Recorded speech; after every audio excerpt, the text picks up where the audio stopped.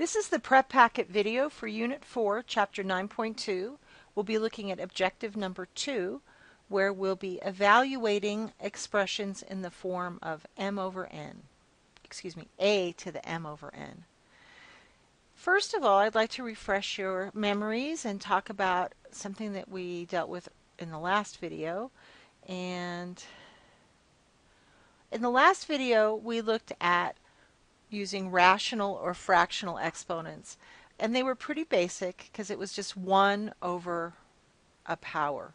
And what I'd like you to remember is that we had a, for instance, to the 1/3, and that the denominator and then the index are the same number.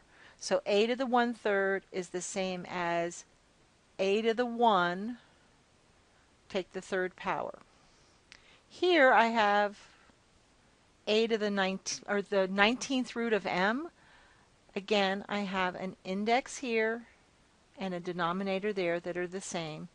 And what you're not seeing is that this is m to the 1 and this is m to the 1. What we're working on in this particular video is talking about what do you do when it says a to the 2/3. Well, same idea. This is your index. So I have 3 here. And I have a inside. And then here, the numerator of the fraction is the same as the power inside.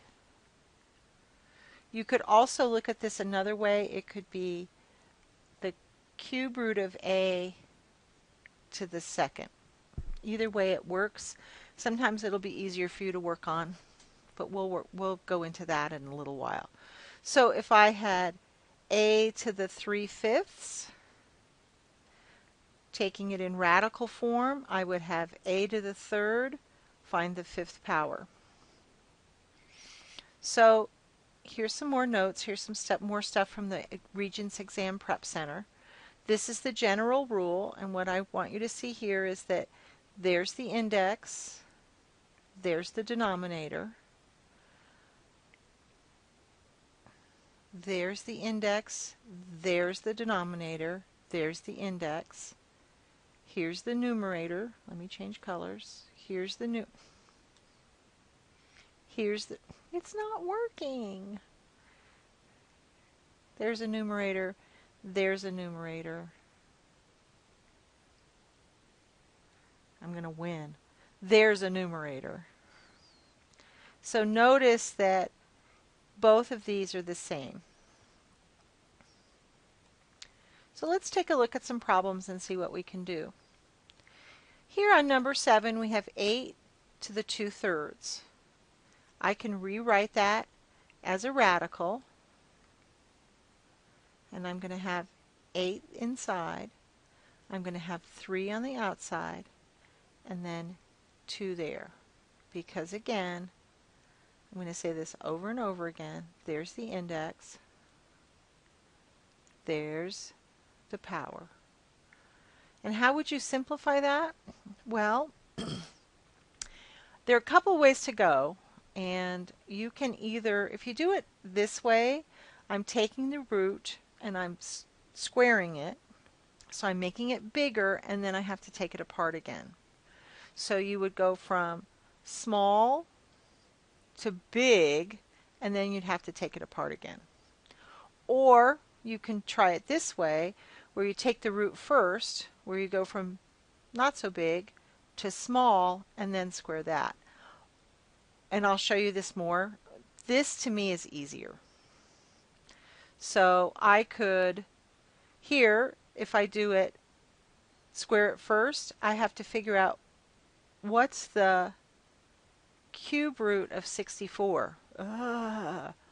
Or I could do it this way. I could take the cube root of 8 and then square that. Well, I'm pretty comfortable with that. I know that the cube root of 8 is 2. So all I have to do is say 2 squared, and that equals 4. Again, you may be much more comfortable going big and then taking it down, but I am going to bet you money that it's going to be easier for you to make it small and then square it.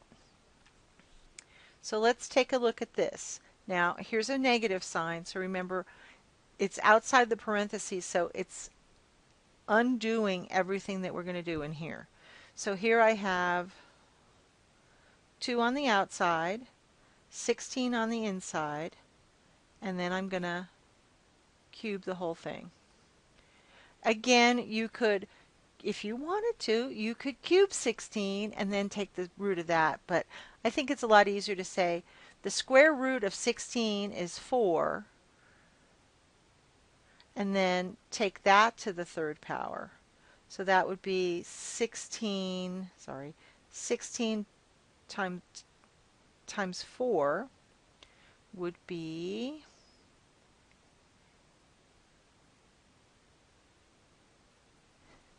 84. No, I've done this before. It's 64. Duh! Yes, sometimes math in your head is hard.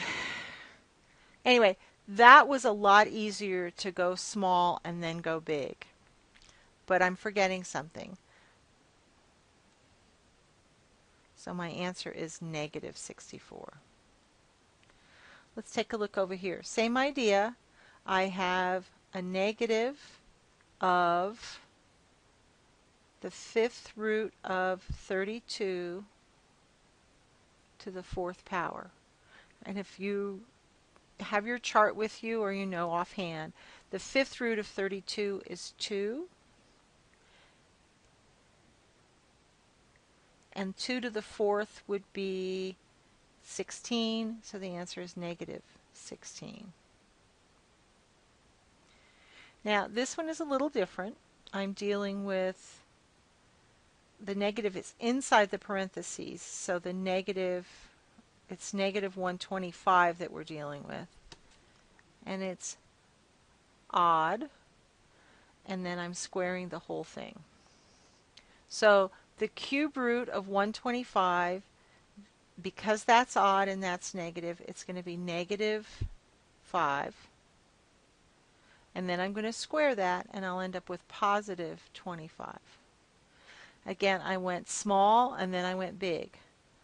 Okay, small, big. Here, same thing. I'm going to start with the radical. Inside the radical is negative 16. Outside is 2. And way outside is 3. Now, if you look at this, I've got an even number on the index and a negative number there. So the solution is not a real number. So go ahead and copy that, and I will see you on the next video.